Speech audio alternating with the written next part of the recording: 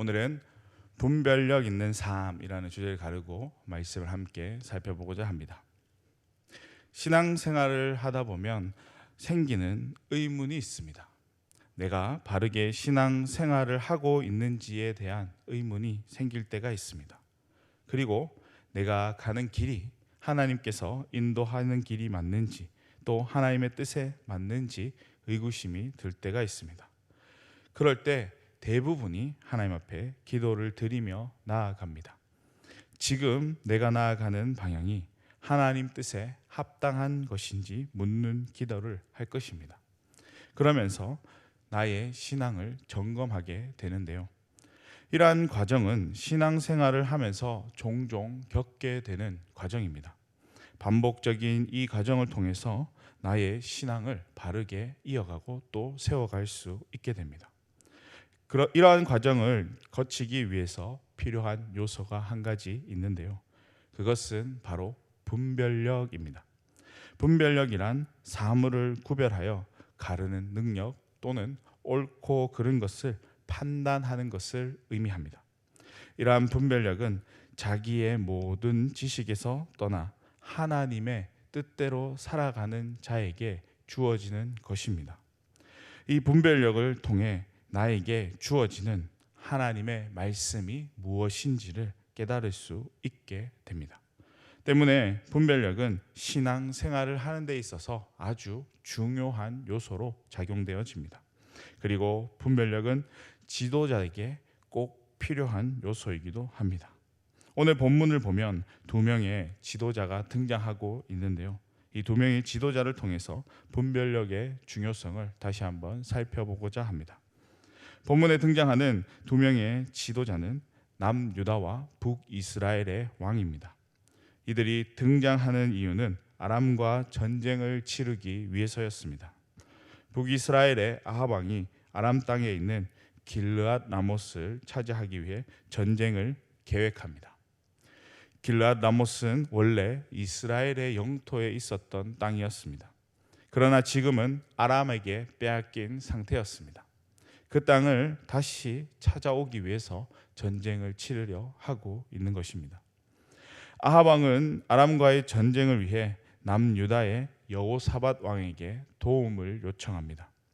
여호사밧 왕도 아합 왕의 요청을 흔쾌히 수락하고 전쟁에 참여하게 됩니다. 아합 왕은 자신의 욕심을 위한 것이었지만 여호사밧 왕은 달랐습니다. 이 전쟁에 하나님의 뜻인지 아닌지 분별하는 것이 그에게는 필요했습니다. 그래서 여호사밧은 이것이 하나님의 말씀이 맞는 것인지를 확인해 줄 것을 요청하는데요. 5절을 보면 그가 그 상황에 대해서 요청하고 있는 것을 살펴볼 수 있습니다. 여호사밧 왕의 요청에 의해 아합 왕은 400명의 선지자를 동원해 그들에게 묻습니다. 그러자 400명의 선지자가 모두 하나같이 전쟁에서 승리하게 될 것이니 전쟁을 치르라 라고 이야기를 합니다. 수많은 선지자들이 예언을 했음에도 불구하고 여호사밧 왕은 그 말에 쉽게 넘어가지 않는 분별력을 보여주고 있습니다. 사실 이 400명의 선지자는 그저 아합이 듣기 좋은 소리를 하는 사람들이었습니다. 그런 사람들이 이야기하는 승리는 거짓이나 다름없는 것이었습니다. 여호사밧은 이것을 귀담아 듣지 않았는데요. 그래서 다시 아합 왕에게 요청을 합니다. 그 땅에 속한 여호와의 선지자에게 이 전쟁의 여부를 다시 한 번 더 물을 것을 요청하게 됩니다. 함께 전쟁을 나아가기 위해 필요한 과정이었기에 아합 왕은 어쩔 수 없이 이스라엘에 있는 선지자 미가야를 부릅니다. 8절을 보면 아합 왕이 미가야에 대해서 어떻게 언급하고 있는지를 알 수 있는데요. 그는 미가야에 대해 좋지 않게 언급하고 있습니다. 이것은 이미 예견되어진 결과니 불러봤자 소용이 없다라는 것을 암시하는 것이기도 했습니다. 그렇게 불려온 미가야가 두 지도자에게 하나님의 말씀을 전합니다. 15절을 보면 미가야가 이렇게 전하는데요. 길르앗 라못으로 올라가 승리를 얻으소서. 여호와께서 그 성읍을 왕의 손에 넘기시리이다 하더라 하고 말씀을 전합니다. 이 말씀을 들은 아합 왕은 그 말을 그대로 받아들이지 않습니다. 마치 아합 왕이 바른 분별력을 가지고 있는 듯한 모습을 보여주고 있습니다. 허나 실상은 그렇지 않습니다. 아합 왕은 미가야의 예언이 진실이 아니다라는 것을 알았기 때문에 다시금 그에게 제대로 하나님의 말씀을 예언할 것을 요청하고 있습니다. 17절을 보면 이제 미가야가 진정으로 하나님의 말씀을 선포하고 있음을 볼 수 있는데요. 우리 17절 말씀입니다. 17절 함께 읽겠습니다. 그가 이르되 내가 보니 온 이스라엘이 목자 없는 양같이 산에 흩어졌는데 여호와의 말씀이 이 무리에게 주인이 없으니 각각 평안히 자기의 집으로 돌아갈 것이라 하셨나이다. 아멘.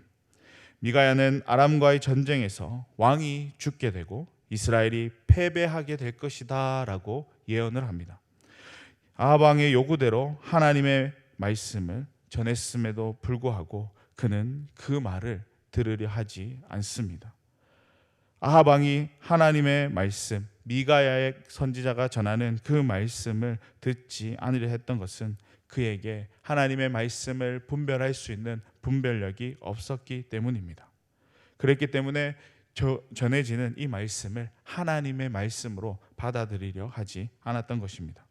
오히려 자신을 향해 하나님의 말씀을 전한 미가야 선지자를 감옥에 가둡니다. 그리고 자신이 돌아올 때까지 죽지 않을 만큼의 먹을 것과 마실 것을 주라라고 명령을 합니다. 이것은 분별력이 얼마나 중요한 것인지를 보여주는 장면입니다.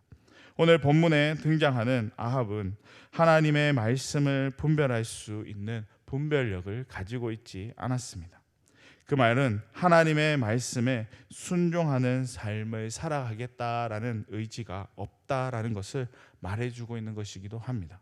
그런 삶을 살았기에 하나님의 말씀을 대언하는 선지자의 그 말씀에도 귀를 기울이지 않았던 것입니다. 하나님의 말씀을 분별하는 분별력이 얼마나 중요한지를 다시 한 번 더 보여주고 있습니다.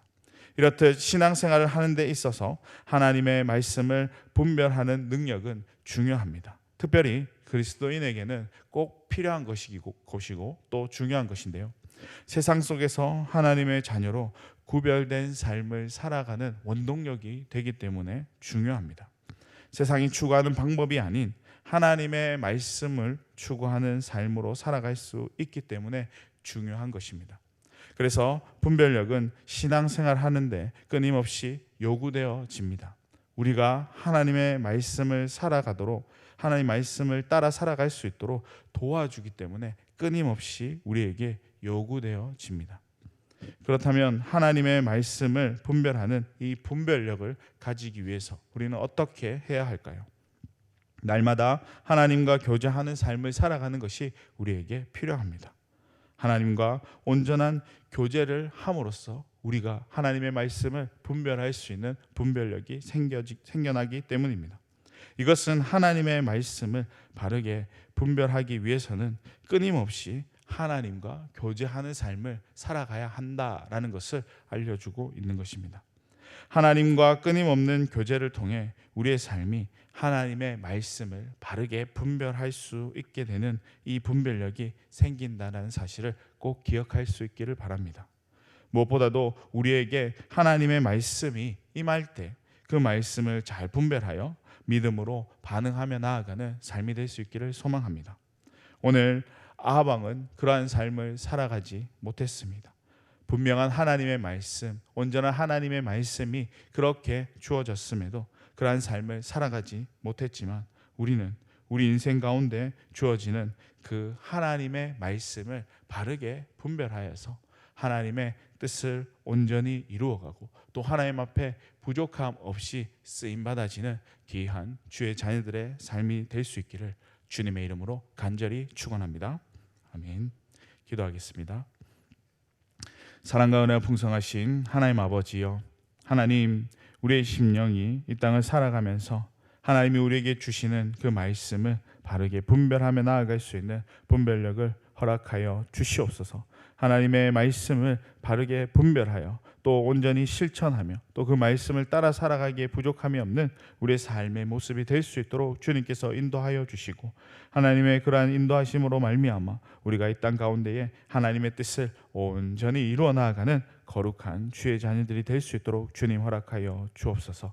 모든 것들 주님 앞에 온전히 맡기며 나아갈 수 있게 하시고, 그 삶을 통하여서 하나님 앞에 기히 쓰임 받아지는 귀한 주의 자녀들이 될 수 있도록 한 사람 한 사람 붙잡으시고 그 삶을 인도해 주시옵소서. 날마다 모든 삶 주님 앞에 맡기며 주님과 온전한 교제를 이루며 나아가는 우리의 삶이 될 수 있도록 주님 붙잡아 주시옵소서. 감사드립니다. 이 모든 말씀 거룩하신 예수님의 이름으로 기도드리옵나이다. 아멘.